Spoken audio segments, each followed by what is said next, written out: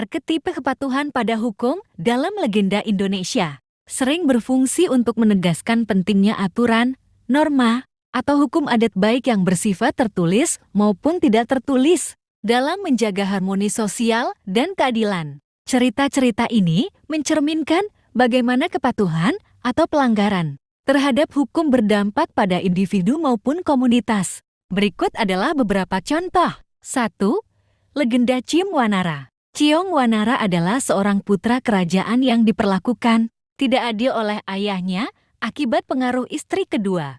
Ia memperjuangkan haknya sebagai pewaris kerajaan dengan mematuhi hukum adat dan norma. Akhirnya berhasil menegakkan keadilan. Kisah ini menekankan bagaimana hukum dan keadilan dapat memulihkan keseimbangan sosial ketika ditegakkan dengan benar. 2. Legenda Putri Tandampalik Sulawesi Selatan. Seorang putri kerajaan dilarang menikah dengan rakyat, biasa karena melanggar hukum adat.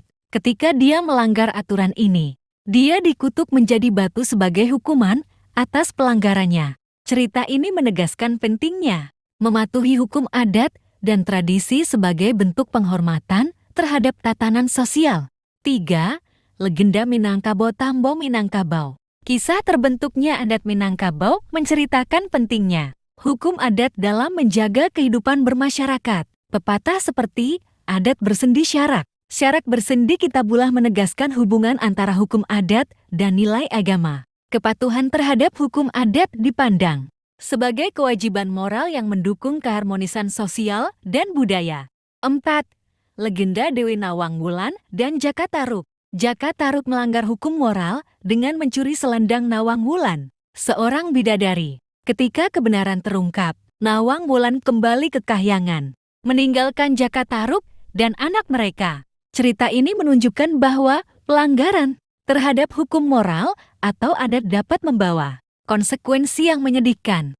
5. Legenda Raja Purnawarman Kerajaan Tarumanegara. Raja Purnawarman adalah pemimpin yang dikenal karena tegaknya hukum dan keadilan di kerajaannya. Ia membuat berbagai aturan untuk meningkatkan kesejahteraan rakyatnya, seperti membangun irigasi untuk menghindari bencana kekeringan. Kisah ini menggambarkan pentingnya pemimpin yang patuh pada hukum dan menegakkan aturan demi kepentingan masyarakat. 6. Legenda Batu Menangis Kalimantan.